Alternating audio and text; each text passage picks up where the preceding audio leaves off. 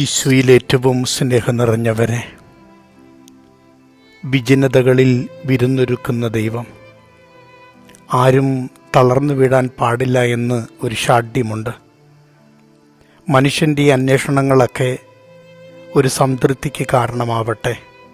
ദൈവത്തെ കണ്ടുമുട്ടാൻ, ദൈവാനുഭവം കൊണ്ട് നിറയുവാൻ, അവരുടെ ജീവിതവും വഴികളുമൊക്കെ സംതൃപ്തിദായകമായി തീരുവാൻ. അനുകമ്പയോടുകൂടിയാണ് മനുഷ്യരെ അവിടുന്ന് കാണുന്നത്. ഒരാളുടെ ജീവിതത്തിൻ്റെ അതേ ദുഃഖങ്ങളും അവരുടെ ജീവിതാനുഭവങ്ങളും സമാനമായ രൂപത്തിൽ തനിക്ക് ബോധ്യപ്പെടുന്നൊരനുഭവത്തിൻ്റെ പേരാണത്.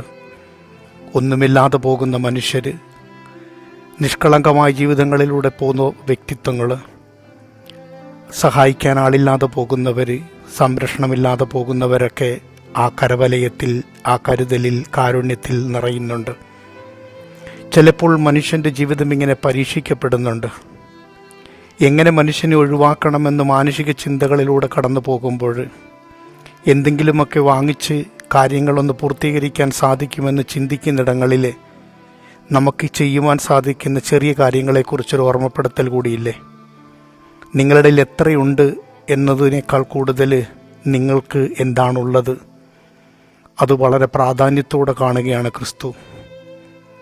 ഇനി മറ്റ് ചിന്തകളിൽ പോകുന്നതിനേക്കാൾ നല്ലത് നമ്മുടെ പരിമിതികളെ ദൈവത്തിൻ്റെ ഏറ്റവും സുന്ദരമായ കരങ്ങളിലേക്ക് കൊടുക്കാൻ പഠിക്കാം. അത് അപരിമയമായ സ്നേഹമായി, കരുതലായി, കാരുണ്യമായി മാറപ്പെടുന്നുണ്ട്. 5 അപ്പം നമ്മുടെ കണ്ണുകളിൽ വളരെ നിസ്സാരമാണ്. 5 പേർക്ക് പോലും തികയില്ല എന്ന് നമുക്ക് വ്യക്തതയുണ്ട്. എന്നിട്ടും ഒരു മഹാ അത്ഭുതമായത് രൂപപ്പെടണമെങ്കിൽ ദൈവത്തിൻ്റെ കാരുണ്യം എത്ര വലുതാകുന്നുവെന്നുള്ളതാണ്. മനുഷ്യൻ്റെ നിസ്സാരതകളേക്കാൾ ദൈവത്തിൻ്റെ ഏറ്റവും വലിയ സാരാംശം ഇതാണ് തന്നെ. മുറിച്ച് പങ്കിട്ട് കൊടുക്കുവാൻ ഇന്ന് നമ്മളെ ക്ഷണിക്കുകയാണ് ക്രിസ്തു. സ്നേഹമുള്ളവരായി, അനുകമ്പയുള്ളവരായി ജീവിക്കുന്നവർക്ക് മാത്രം സാധിക്കുന്നതാണ്. അവരെ നന്നായി മനസ്സിലാക്കുന്നവർക്കും ഒരു വാക്കുകൊണ്ടെങ്കിലും സ്വാന്തനപ്പെടുത്താൻ സാധിക്കുന്നിടത്തും ഈ കരുതലിൻ്റെ സുവിശേഷം വീണ്ടും വീണ്ടും കരുത്താർജിക്കുന്നുണ്ട്. 5 അപ്പം 5000 പേർക്ക് വിഭജിച്ച് കൊടുക്കുമ്പോൾ സ്വർഗത്തിലേക്കൊരു കണ്ണുകൾ ഉയർത്തലുണ്ട്. ജീവിതത്തിൻ്റെ നിസ്സാരതകളെ ഓർത്ത് നാം നിരാശപ്പെടരുത്. ഈ നിസ്സാരതകളൊക്കെ നാം ഏൽപ്പിക്കുന്നത് നമ്മളെ പരിപാലിക്കുന്ന ദൈവത്തിൻ്റെ കരങ്ങളിലാണ്. നമ്മുടെ കുറവുകൾ ഓർത്ത് ആവലാതിപ്പെടേണ്ട. ഒന്നുമില്ല എന്നോർത്ത് നമ്മൾ ഏറ്റവും നിശബ്ദമായ രൂപത്തിൽ ജീവിതത്തെക്കുറിച്ച് വില കുറച്ചും കാണേണ്ട. ചെറുതോ വലുതോ നിസ്സാരമായതൊക്കെ ദൈവകരങ്ങളിൽ കൊടുത്ത് ജീവിക്കാൻ പഠിക്കാം. ദൈവത്തിൻ്റെ അത്ഭുതങ്ങൾ നമ്മുടെ കണ്ണുകൊണ്ട് തന്നെ കാണും. വർദ്ധിപ്പിക്കുവാനും വിഭജിച്ചു കൊടുക്കുവാനും വർദ്ധമാനമായി ഓരോ മനുഷ്യൻ്റെ ഹൃദയത്തിന്, മനസ്സിന് നിറവായി തീരുവാനും ആ സാന്നിധ്യം സഹായിക്കുന്നുണ്ട്. നമ്മളും പഠിക്കേണ്ടതൊന്നു മാത്രമാണ്. ദൈവസന്നിധിയിൽ നിൽക്കുമ്പോൾ ദൈവത്തോട് നമുക്കുണ്ടാവേണ്ടൊരു വിധേയത്വമുണ്ട്. ആ കരങ്ങളിൽ വിട്ടുകൊടുക്കുവാൻ സാധിക്കട്ടെ. തരുന്ന നന്മകളെ വാഴ്ത്തുവാൻ സാധിക്കട്ടെ. അത് പങ്കിട്ട് കൊടുക്കുവാൻ സാധിക്കട്ടെ. അങ്ങനെ കരുണയുള്ള മക്കളാകുവാൻ, ദൈവത്തോടെപ്പോഴും കൃതജ്ഞതയുള്ള മക്കളാകുവാൻ, അതോടൊപ്പം തന്നെ പങ്കുവെക്കുന്ന മനുഷ്യരാകുവാൻ ഈ വചനം നമ്മളെ ക്ഷണിക്കുകയല്ലേ? നിസ്സാരമെന്ന് നാം കരുതുന്നിടങ്ങളിലൊക്കെ ദൈവത്തിൻ്റെ കയ്യൊപ്പ് വീഴുന്നുണ്ട്.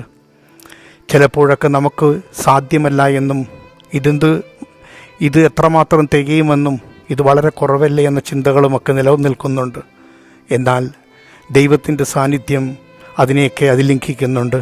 നമ്മുടെ നിസ്സാരതകൾ, കുറവുകൾ, പരിമിതികളൊക്കെ എന്തുമാത്രം അത്ഭുതങ്ങളായി രൂപപ്പെടുന്നുണ്ട്. വലിയ വലിയ കാര്യങ്ങൾ ചെയ്യുക എന്നുള്ളതല്ല, ചെറിയ കാര്യങ്ങൾ വലിയ മനസ്സോടെ ചെയ്യുവാൻ നമുക്ക് പ്രാപ്തി ഉണ്ടാവട്ടെ. ദൈവനിശ്ചയം മനുഷ്യൻ്റെ ചിന്തകളെ അതിലംഘിക്കുന്നുണ്ട്. അവൻ്റെ വിസ്മയമായ പ്രവൃത്തികൾ മനുഷ്യൻ കാണുന്നതിലും ചിന്തിക്കുന്നതിലും അപ്പുറത്താണെന്ന് ഇത് നമ്മളെ പഠിപ്പിക്കുന്നു.